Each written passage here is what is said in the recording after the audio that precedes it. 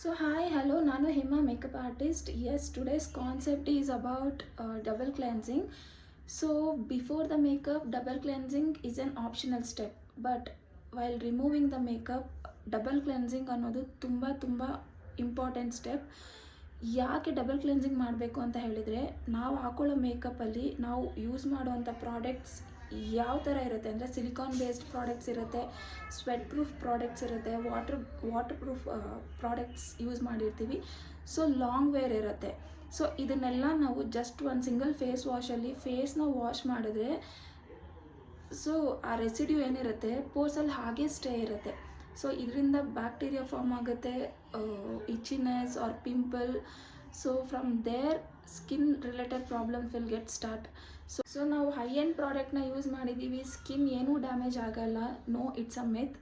Proper ವೇಯಲ್ಲಿ ನಾವು ನಮ್ಮ ಮೇಕಪ್ನ ರಿಮೂವ್ ಮಾಡಿಲ್ಲ ಅಂದರೆ obviously skin will get effect.